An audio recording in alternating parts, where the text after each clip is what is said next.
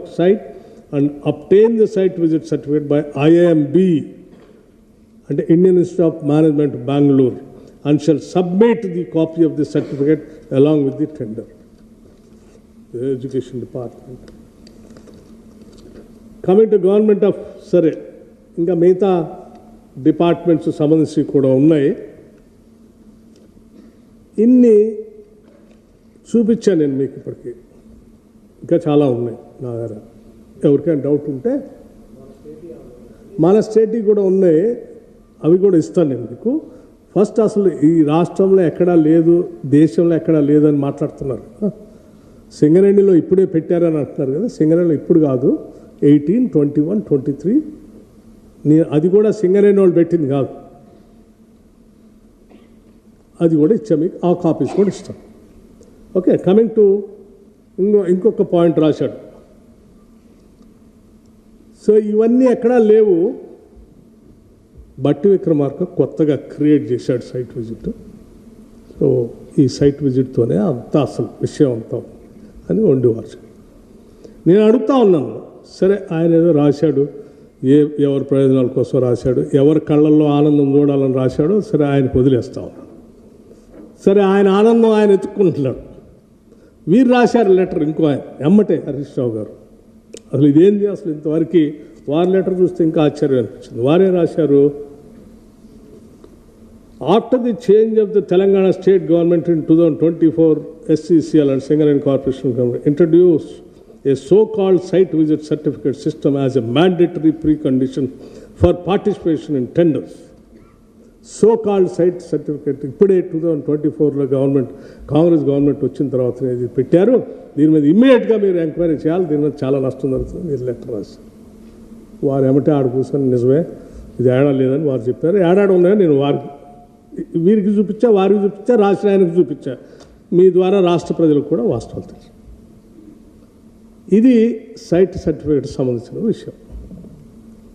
సరే, రెండో విషయం, మీరు అనొచ్చు అసలు టెండర్ పిలిచారు మీరెందుకు క్యాన్సిల్ చేశారు, ఇవన్నీ ఉన్నాయి కదా అని. కానీ నేను ఆ రోజు చదవడంలోనే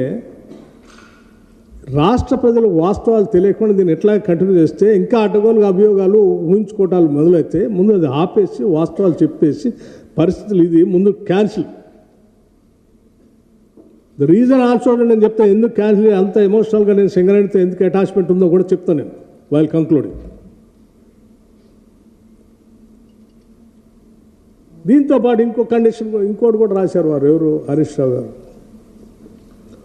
Simultaneous Singareni long-standing practice of bulk diesel procurement directly from IOCL was discontinued, and the responsibility of diesel supply was shifted to contractors. ఎవరు షిఫ్ట్ చేశారని, సరే ఎవరు షిఫ్ట్ చేసినా కానీ డీజిల్ అనేది, కోల్ అనేది జిఎస్టీ మారక ముందు ఒక విధానం, జిఎస్టీ రేట్లు మొన్న రేషనలైజేషన్ చేశారు కదా, చేసిన తర్వాత ఒక విధానం. దేశంలో ఏ మైనింగ్ యాక్టివిటీలో కానీ ఏ కాంట్రాక్టర్ దగ్గర కానీ కాంట్రాక్టర్ చేసేటువంటి వాహనాలకి, నడిపే బండ్లకి సంస్థలు, ప్రభుత్వాలు డీజిల్ సప్లై చేసేది ఎక్కడ, కేవలం సింగరేణి ఒక్క దాంట్లోనే నడుస్తుంది పాతకాలం నుంచి. దేశంలో ఎక్కడా లేదు, మరి కోల్ ఇండియాలో లేదు, ఆడలేదు, ఏడలేదు. ఎందుకు వేరే కాంట్రాక్ట్స్ ఇరిగేషన్లో లేదు, రోడ్ కాంట్రాక్ట్లో లేదు, ఎవడు బండి ఏం తెచ్చుకుంటాడో తెలియదు. ఇవాళ వచ్చిన మారిన పరిస్థితుల్లో వెహికల్స్లో ఇప్పుడు ఫార్చునర్ 1 కిలోమీటర్కి ఎన్ని లీటర్ డీజిల్ కావాలా, అదే ల్యాండ్ క్రూజర్ అయితే 3 కిలోమీటర్లు 5 కిలోమీటర్లు వస్తుంది, ఫార్చునర్ అయితే 10 కిలోమీటర్లు 12 వస్తుంది, ఇంకోటి అయితే 20 కిలోమీటర్లు కూడా వస్తుంది. నువ్వు ఏది లెక్కేసి ఏ వెహికల్స్ ఇస్తావు? హెవీ మెషిన్స్ వాడుతున్నట్లు కొత్త టెక్నాలజీ వచ్చినాయి, ఎక్కువ తాగుతూ ఉంటాయి, లేకపోతే లోకల్గా ఉన్న బళ్ళు ఇంకో రకంగా తాగుతూ ఉంటాయి, ఏది ఎట్లా కట్టాలో తెలియదు.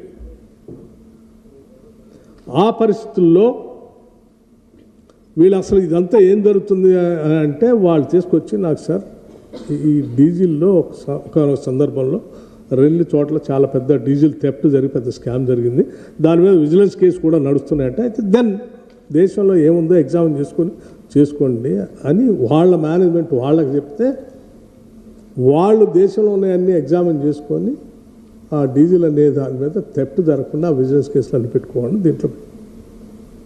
సరే పెట్టుకున్న తర్వాత కూడా నేను అడిగా అసలు